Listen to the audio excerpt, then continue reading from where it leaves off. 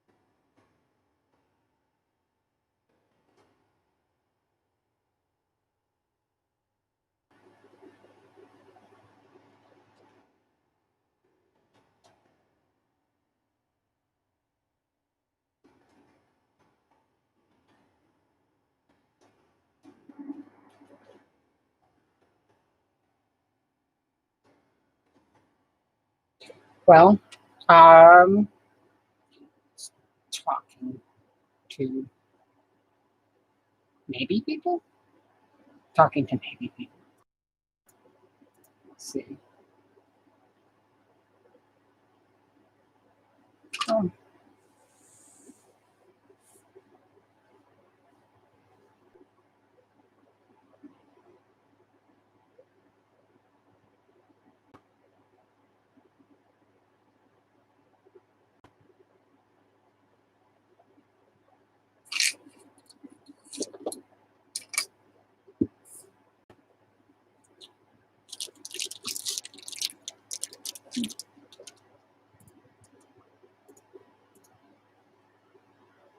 hmm.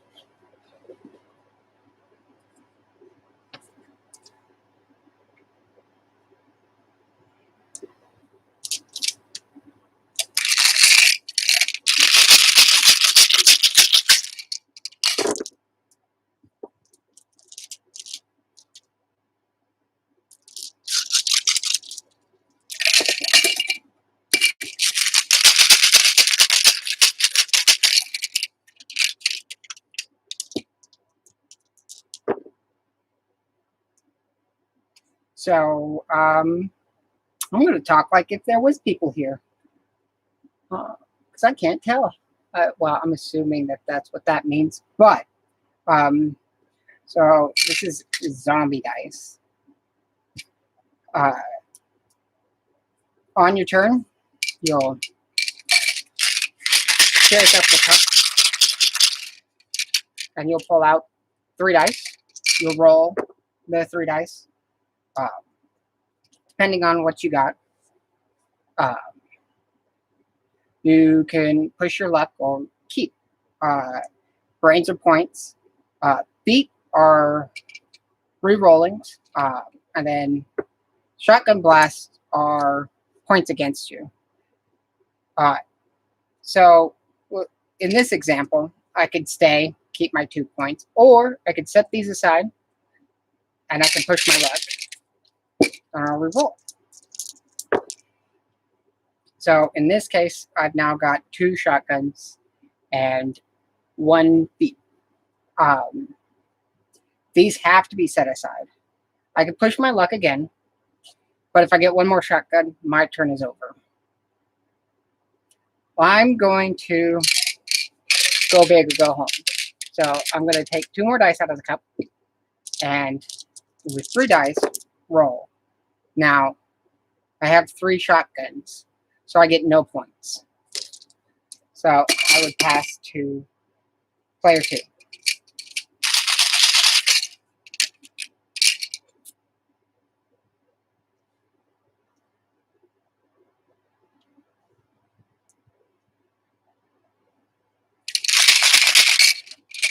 Player 2 would roll.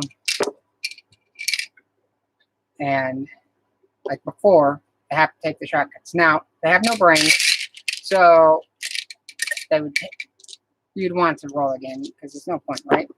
So, unfortunately, player 2 is also a dead zombie. So it'll be my turn again. Look at that, 2 brains. I didn't learn my lesson, so we're going to do this again. Look at a brain, 2 feet. Now, I'm going to stay, and I will keep my 3 points.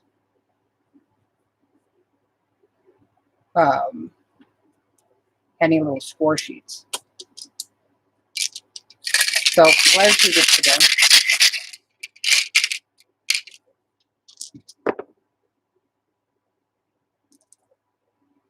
Player 2 decides, you know what? Just to get on the board, we're going to stay. My turn again.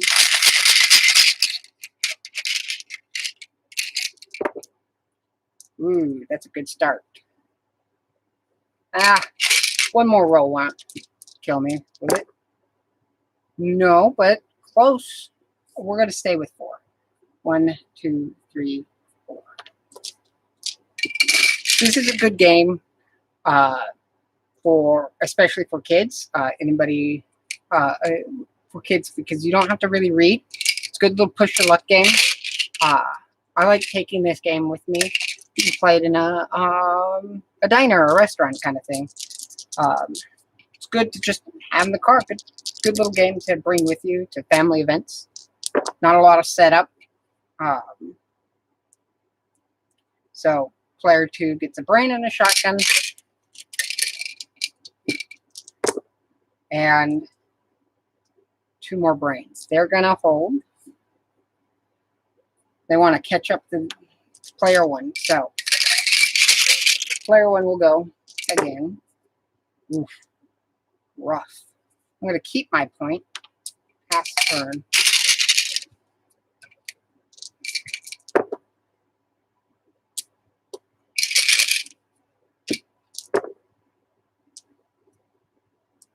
Player 2 feels a little gutsy because they know that there is only 2 red dice, 3 yellow dice, and 5 green dice in the cup altogether. So their odds of getting more green dice is better. More green dice have more feet and brains.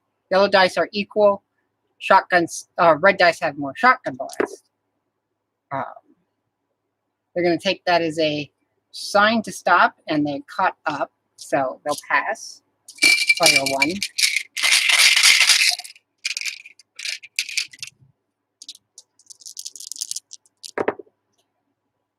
Oof, not a great start.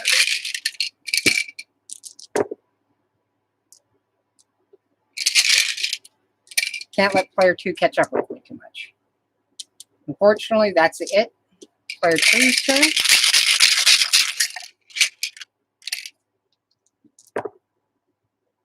So there's a brain.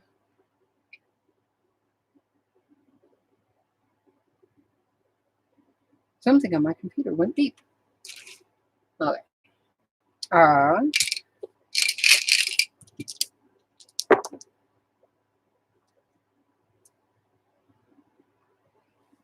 Player 2 feels confident. Passing to player 1. Now you may be wondering, when do you stop? How do you win? Goal is first person to 13 points wins. Hello.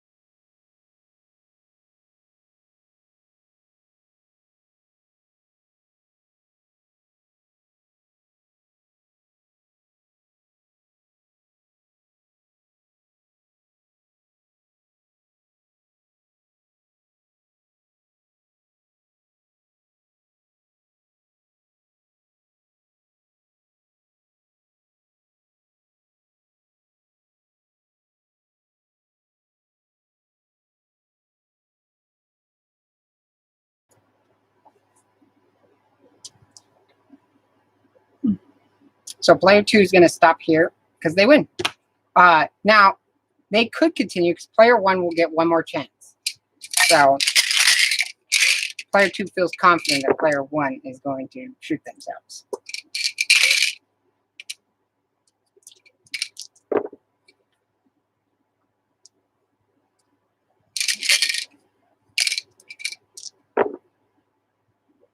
And much as so, player 1 shot themselves.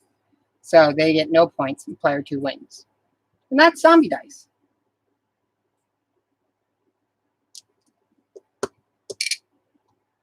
So, yeah. Move on to something else.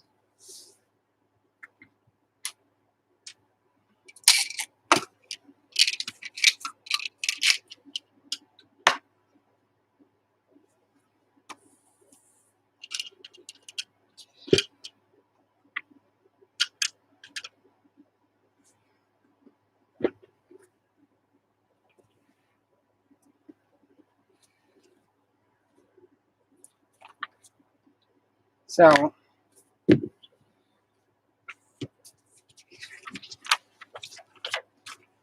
leave this out here for my refreshing for myself.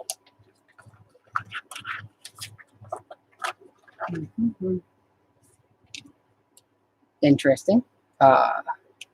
There's an infinity gauntlet in here. That's a good place for it, I think.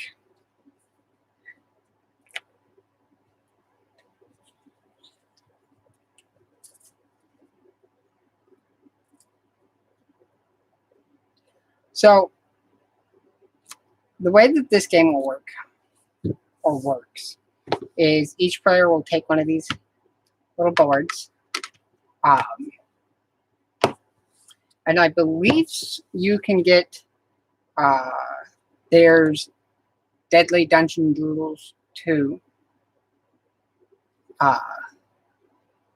And I think you can also get some extra maps from Steve Jackson's website.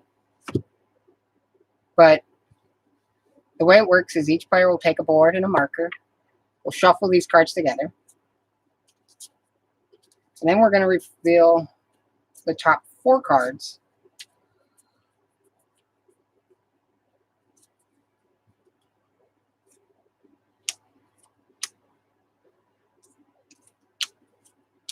Now, the angle here, or the orientation, doesn't matter, because each player will get to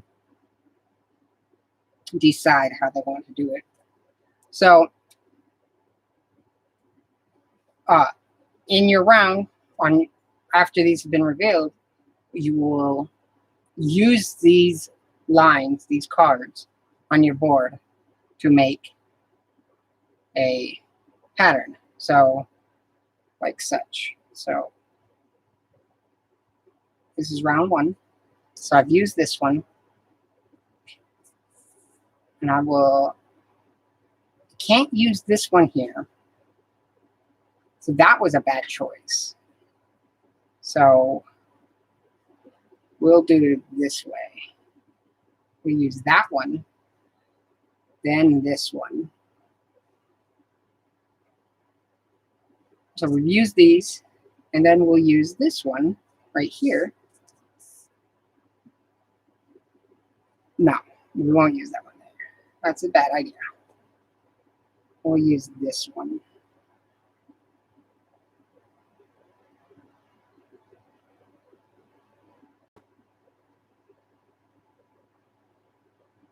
So now we've used all the little things. Make sure that we've marked it round 1. Now I've claimed this axe. So I've got the 1 weapon. Now the goal is to be the person with the most points at the end of the game. And the way you get points is by these little loot bags, getting the monster and weapon of the same letter.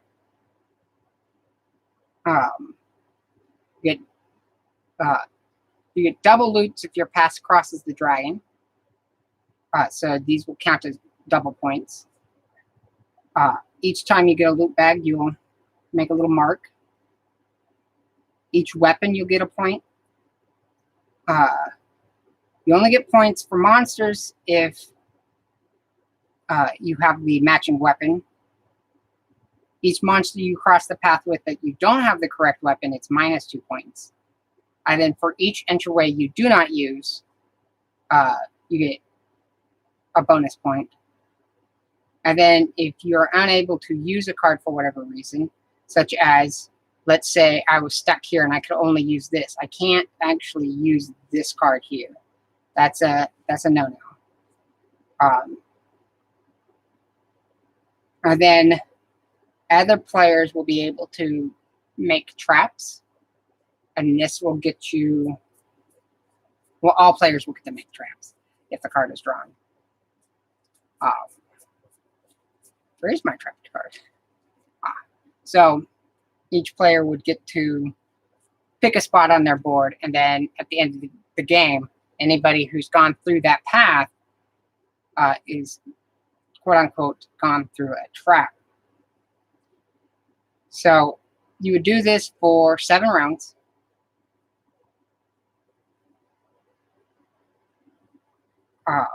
And then the person with most points wins.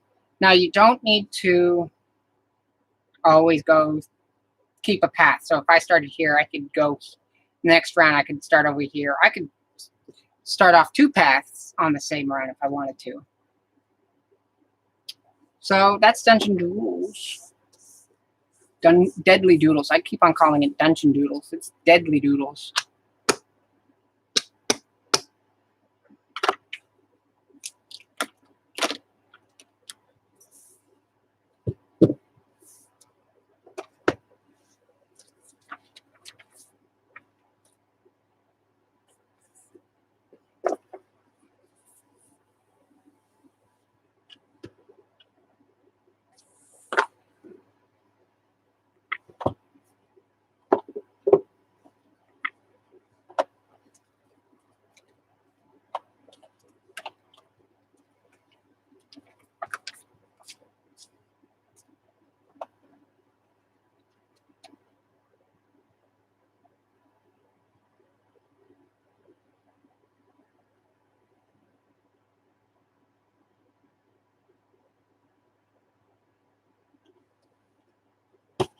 So this game is Illuminati. This is the second edition of Illuminati.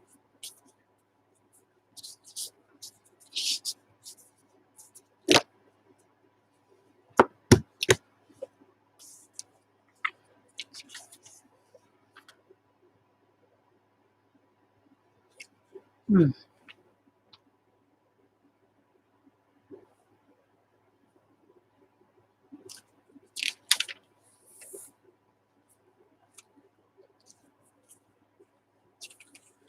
The objective of Illuminati is to take control of the world. You start with a single Illuminati card representing your own secret conspiracy. During the game, you'll take over other groups represented by other cards. These groups add to your power structure and do your bidding, unless a foe takes them from you. You may win either by controlling enough groups or by fulfilling special goals of your own Illuminati. So, each one of these different factions, effectively, or ideologies, or groups, have some different powers and abilities. So everybody would get a matching reference sheet. Gives you a little fluff on one side, and then the rules on the back. Quick rules on the back. Now, for this, let's say you're playing the Bavaran Illuminati. Your special goal would control groups with a total power of 35 or more, including their own power of 10.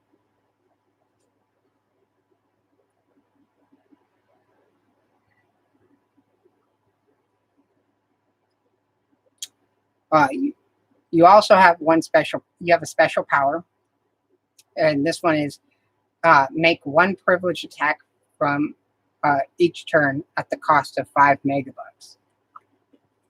Now, these are what the other groups look like.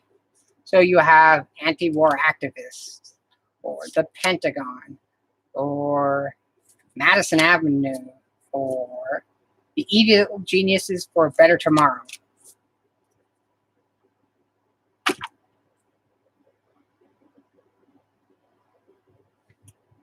So, as you can see, there's little arrows on these cards. They're color-coded. And for the life of me, I can't remember right now what the different color-coded means. But as you acquire groups, you got to be a little careful about how you put them on. Such as the Evil Genius can go here, but it's a dead end then. You can put Madison Avenue here, and then connect the Pentagon there. But then you won't, you want to be able to leave room to expand. Some of these cards will have their own special powers, such as the Evil Geniuses for a Better Tomorrow. Cards will have powers, resistance, and income that they generate.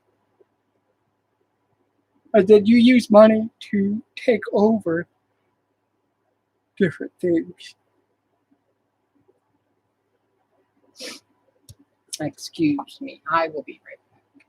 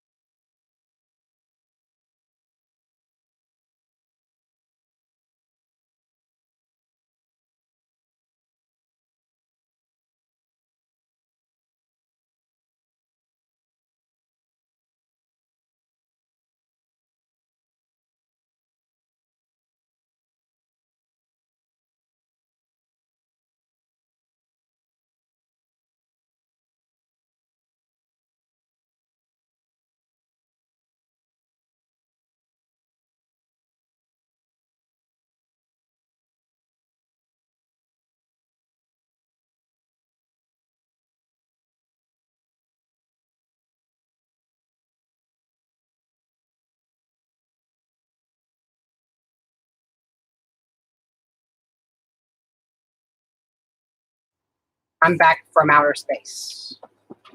So back to how this game works.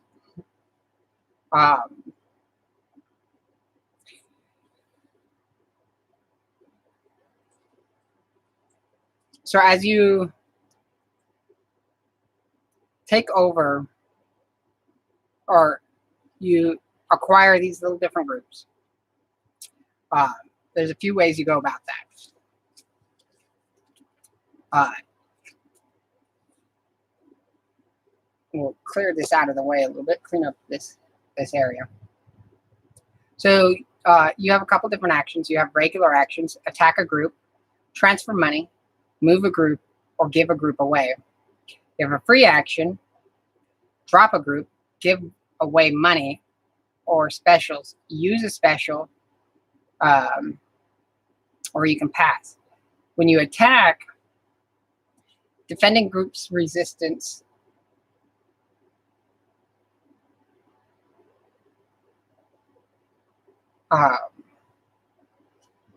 defending group's resistance is subtracted from the attacking group's power, including any transferable power from a group. Aiding in the attack. Only members of the attacker's own power structure can aid in the attack. So what that means is, if I want to attack, let's say that my setup is like this. I want to go after this guy. I'm going to, let's say, use Madison Avenue to attack. Its power is 3. This guy's resistance is 5. So I would subtract that, and I'm left with -2. Now, I could transfer power before that declare. I could say I'm going to transfer power. I'm going to transfer 5 power to Madison Avenue, so that when Madison Avenue attacks,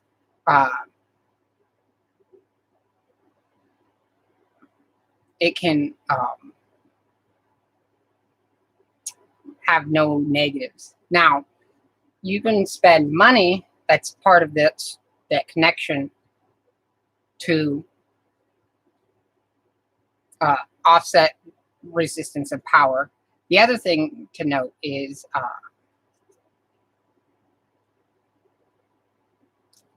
whether or not that group is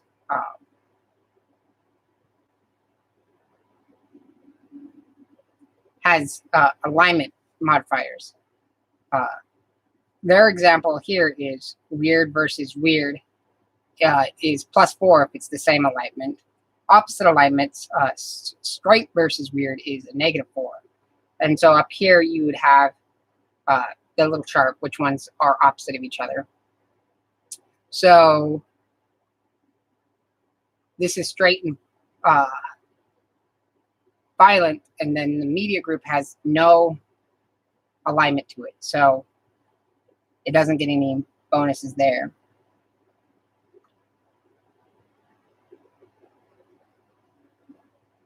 Ooh.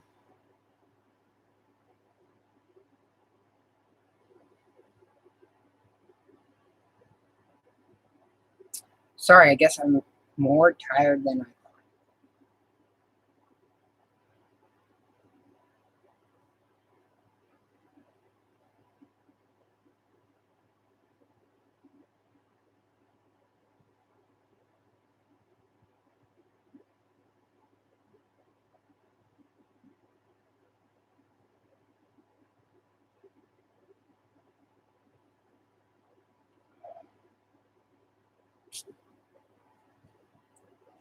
So you can attack to also neutralize, attack to destroy.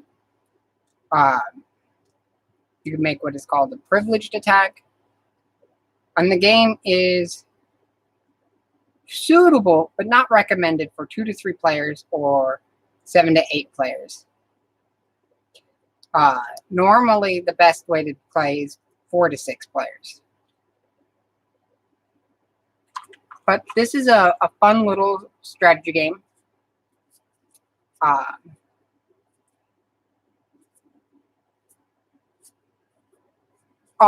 There's like,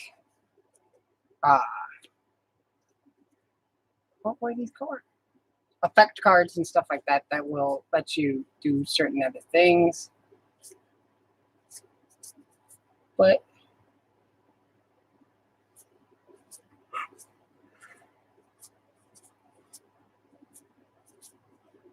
yeah, that's very quick summary of Illuminati. If you have any more questions, feel free to ask.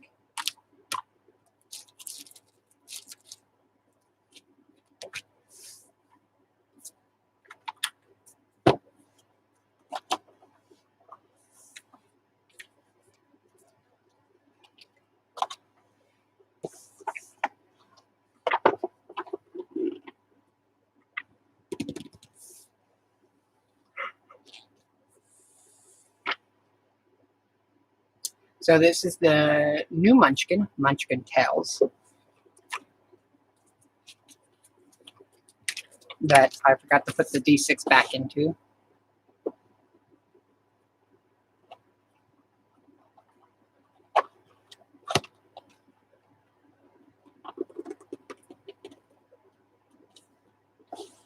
Now, one thing, this is what comes with it, the dice, the cards. One thing I usually like having is either when I show this game or I play it myself, I have a board or some other mechanism to show the player's levels, and I also like using what they call a kilometer, which is just a fancy set of dials. You can use like some D10s for that kind of stuff, but it's useful. Or you can just use a sheet of paper. So Munchkin is started off by you creating a character from a hand of 4 doors and 4 treasures.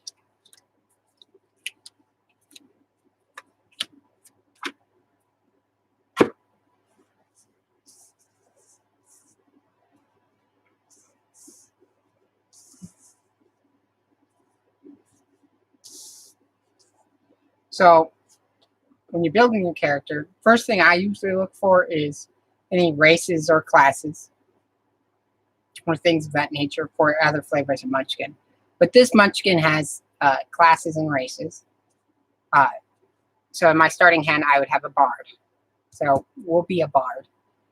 The next thing I look for is any card that has modifier, is only usable by certain races or classes. Like this one is only usable by dogs. I'm not a dog.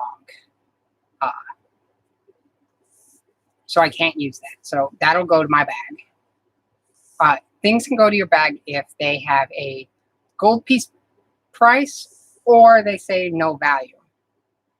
These are usually treasure cards. So, and then I'll look for any one-shots and put them in my bag as well.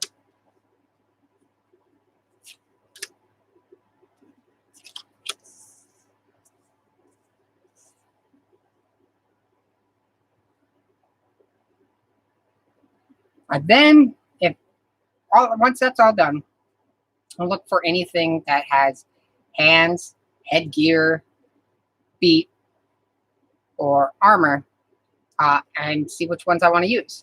Now, the reason why you would use a kilometer is you take your level and any of your bonuses, and that's your effective character level.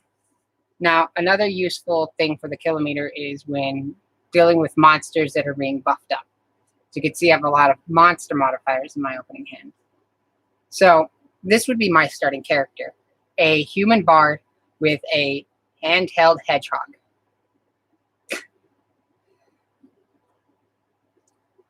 Now, as we play, we'll do what is called knocking down the door. And the first thing I get is a race. I don't have a race. So this will get added to my hand. I can play it right away. So now I'm a pony bard.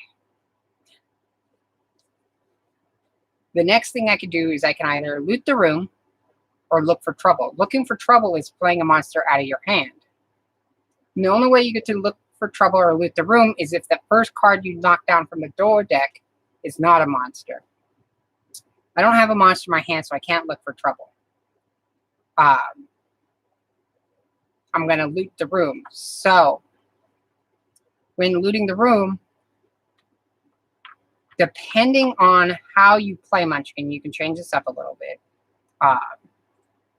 Sometimes it's just door, sometimes it's just treasure, sometimes it's both. But I'm going to go with treasure cards. So I get to add a treasure card to my hand. Now, this one is usable by warriors only and is two-handed weapon. So I'd have to change my setup if I wanted to use this if I could, but I can't. So I'll put this in my bag. So everybody starts at level 1. Now, I got a lot of stuff and 2 things I can't use. As you can see, they add up to value.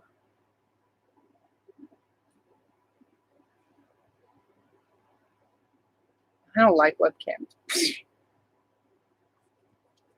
Suffice it to say, this one is worth 400 gold pieces, and this one's worth 600 gold pieces. I can sell 1,000 gold piece worth of things on my turn for 1 level, which I will do. So I'm now level 2. You could do that as many times as you want, as long as you have the resources to do so. You don't get change, though. So if I was to say sell this with that, I don't get 400 bucks to use later. So I pass the turn to the next person. And then once it comes back to my turn, we'll knock down the door again. Oh, look, it's a pony. I think I should have shuffled these cards. Let's say that I already did that. We're going to look for a monster real quick. So I knock down the door, and it's a monster this time. I can go back in here. The monsters will have a level, and that's what you got to beat. So my effective level is 3 plus, my bonus is plus my level, which is 3 plus 2. I'm 5. I can't beat a level 14 alligator or a crocagator. Crocagator.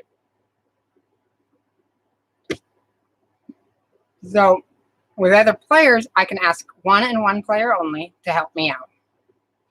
And then we can discuss whether I want to give them treasures or I'll help them out in the next game. The one thing I can't do is give them the level. Every monster will give you at least 1 level and 1 treasure. Some monsters will give you 2 levels, and some monsters will give you more than 1 treasure. Now, there's no other players, so I can't ask anybody. This is weird. I'm playing Munchkin by myself. So I got to run away. I need a 5 or 6 to run away.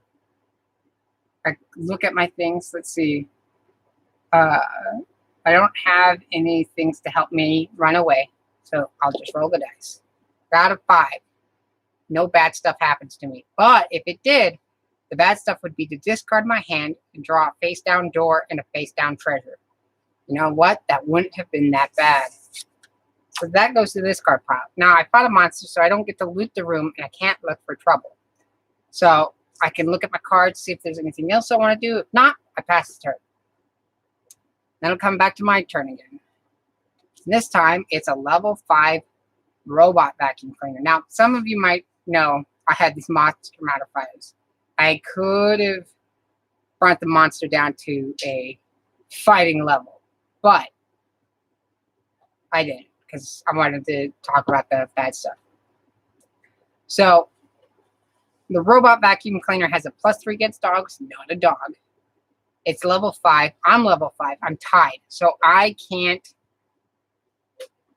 defeat it. I have to be stronger than the monster.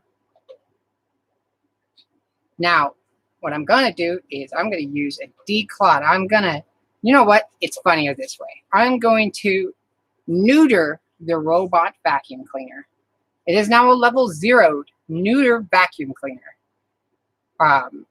Meaning that it'll also lose one of its treasures. I'm beating it handily. Now, people, the other players in the game, can choose to interact with my fight just as I could on their turn, and they could increase it or decrease it or do whatever. But I get to defeat it because nobody's got anything to say because there's nobody else here. So I get one treasure and the monster's defeated.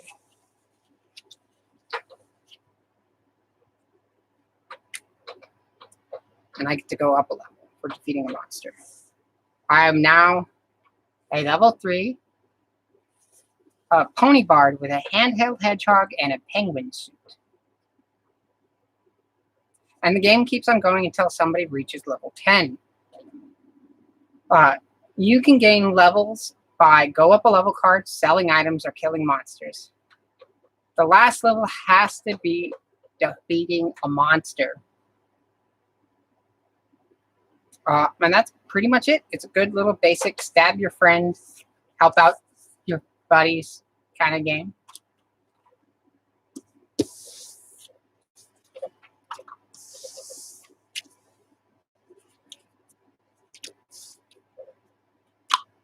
Well, yeah.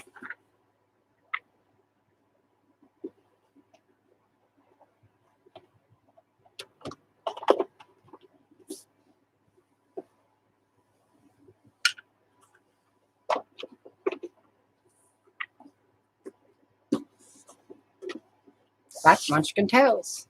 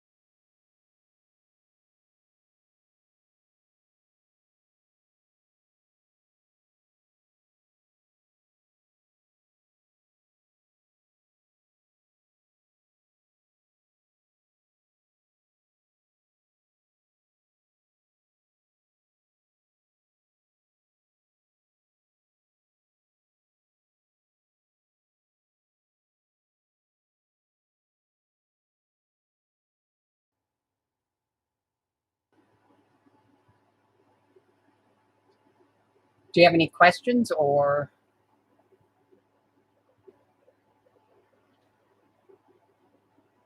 thoughts? My first time demoing games online. I don't know if I like it.